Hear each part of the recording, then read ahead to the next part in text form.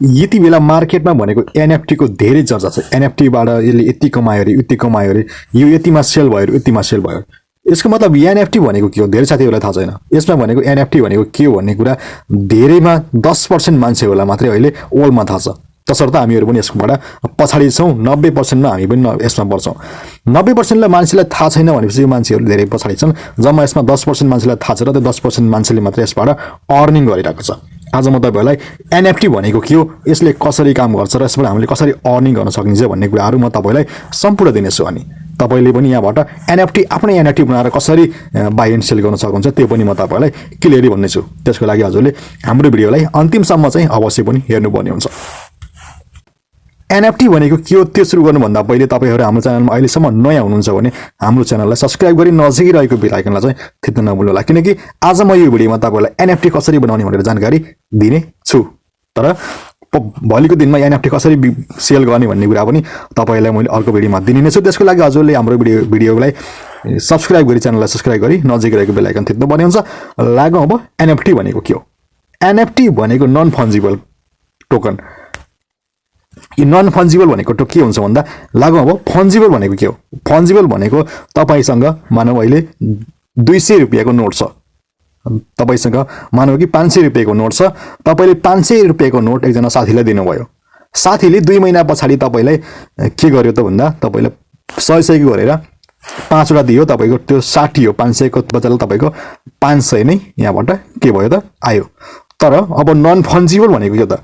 Non fungible भनेको तपाईले कुनै पनि तपाईसँग भएको सामानलाई साट्न सक्नुहुन्न। त्यसरी साट्न सक्नुहुन्न कि तपाईसँग 500 थियो उताबाट 500 लिने भयो, त्यो बराबर भयो। त्यो भनेको के भयो फन्जिबल भयो।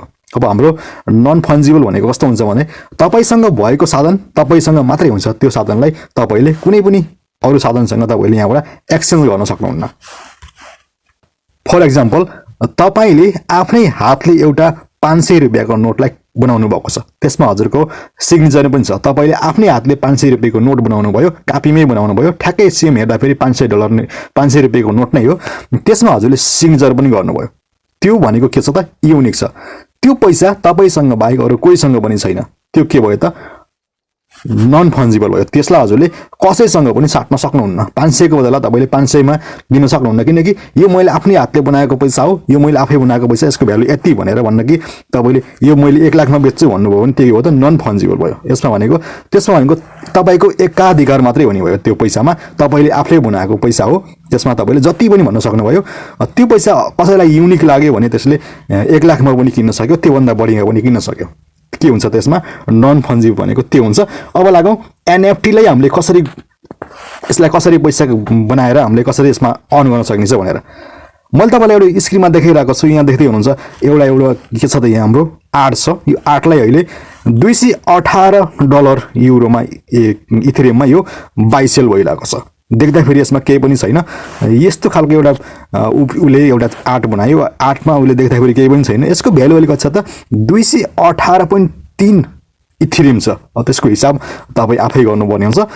त्यसपछि तल पनि धेरै देख्न सक्नुहुन्छ। यहाँ तपाईले देख्दा फेरि के जस्तो न के जस्तो चित्रहरु छ। यसको भ्यालु हेर्न सक्नुहुन्छ 15 इथेरियम, यसको हेर्न सक्नुहुन्छ 15 इथेरियम, यो तल्लो यसको हेर्न सक्नुहुन्छ 15 इथेरियम। यसको भ्यालु यसरी इन्क्रिज भइरहेको छ यहाँ। अब यसले हामीले पनि यसलाई योबाट बनाउन सक्छौं, किन्न पनि सक्छौं। तर हामीले यहाँ किन्ने होइन कि आफ्नो आर्टलाई यसमा बनाएर यसमा हामीले पेस्ट गरिसकेपछि के गर्न सक्छौं त यहाँबाट हामीले अर्न गर्न सक्छौं। एनएफटी ले ब्लकचेन टेक्नोलोजीसँग सम्बन्धित रहेर काम गर्ने गर्छ। यहाँबाट हाम्रो कुनै पनि हाम्रो बनाएको आर्टहरु यहाँबाट सजिलैसँग सेल गर्न सकिन्छ। कसैको लागि यो मन पर्ने खालको भयो भने यहाँबाट सेल पनि गर्न सकिन्छ। यहाँ एनएफटी कसरी सेल हुन्छ भन्ने कुरा तपाईलाई मैले अघि नै एक्जाम्पल दिइसके। तपाईले आफ्नै हातले बनाएको 500 रुपैयाँको नोट थियो, त्यो तपाईले एनएफटी मा राख्नुभयो। मानौ कि त्यसपछि तपाईको राख्दा बित्तिकै कसैले 1 लाखमा किनिदियो। अब किनिदिएपछि तपाईलाई त 1 लाख टोटली नै आयो।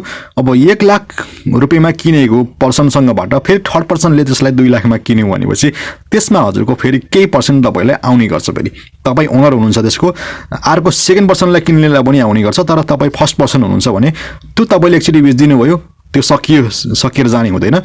तपाईको नयाँ फेरि अरु मान्छेले किन्दा पनि हजुरलाई पर्सेन्टेज आउने गर्छ। यसरी NFT ले काम गर्ने गर्छ।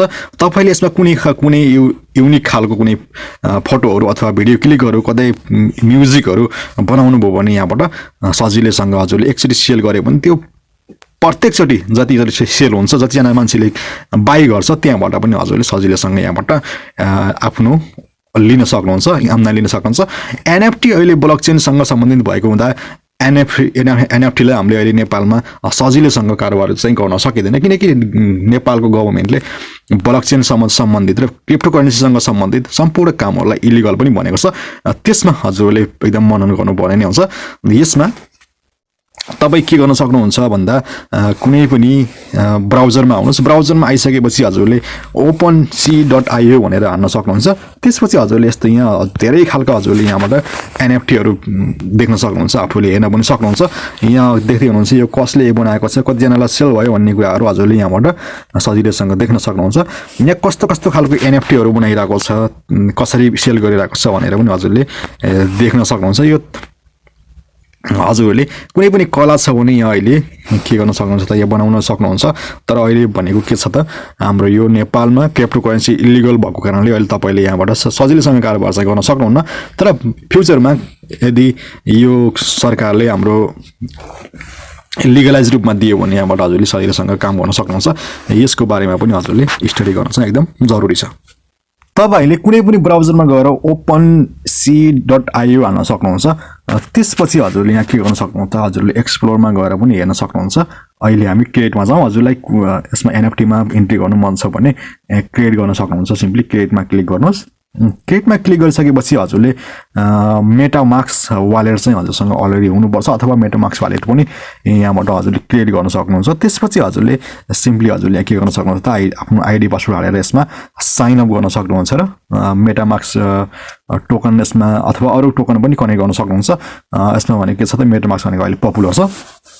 यसरी हजुरले यहाँ साइन अप गरिसकेपछि यहाँबाट आफ्नो के गर्न सक्नुहुन्छ त, कुनै तपाईसँग आर्टहरु छ भने यहाँ अपलोड गर्न सक्नुहुन्छ। त्यो आर्ट अपलोड गरिसकेपछि हजुरले एउटा टोकनहरु पाउनुहुन्छ। त्यो टोकन भनेको तपाईको नाममा हुन्छ, त्यो ओरिजिनल तपाईको नाममा हुन्छ। इनकेस तपाईको त्यो आर्टहरु कसैले सेल गर्यो भने हजुरलाई त्यहाँबाट प्रॉफिट आउने गर्छ र इनकेस अब सेकेन्ड पर्सनलाई पनि त्यहाँबाट फेरि फर्स्ट पर्सन जसले बाइ गरेको थियो त्यहाँबाट अरु पर्सनले पनि किन्यो भने तपाईलाई लाइफ टाइम यहाँबाट प्रॉफिट चाहिँ आउँदै जाने गर्छ। तसर्थ यो NFT ले यसरी नै काम गर्ने गर्छ। ब्लकचेन टेक्नोलोजीसँग यसले काम गर्ने हुँदा फेरि यसमा कुनै पनि तपाईको लस्ट हुने चान्स चाहिँ हुँदैन।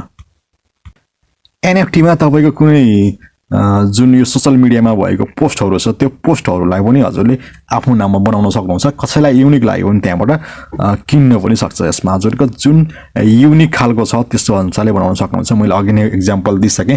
500 रुपैयाँको हजुरले बनाउनु आफ्नै हातले बनाउनु भएको छ भने त्यो हुने त्यो के हुन्छ त, NFT हुने गर्छ। यसरी हजुरले यहाँबाट अपलोड गरेर आफ्नो टोकन लिन सक्नुहुन्छ र यसमा काम गर्न सक्नुहुन्छ। तर अहिले नेपालको अवस्थामा सजिलैसँग यसमा काम गर्ने अवस्था चाहिँ छैन। तर भविष्यमा यो राम्रो हुँदै गइरह्यो भने नेपालमा पनि सजिलैसँग काम गर्न चाहिँ सक्ने अवस्था आउन सक्छ। कोही आर्टमा एकदम सम्बन्धित भएको साथीहरूले यसमा चाहिँ काम गर्न सजिलैसँग सक्नुहुन्छ। आजको भिडियोलाई यति नै गरौँ। अर्को भिडियोमा चाहिँ पक्कै पनि भेट हुनेछ। बाइ।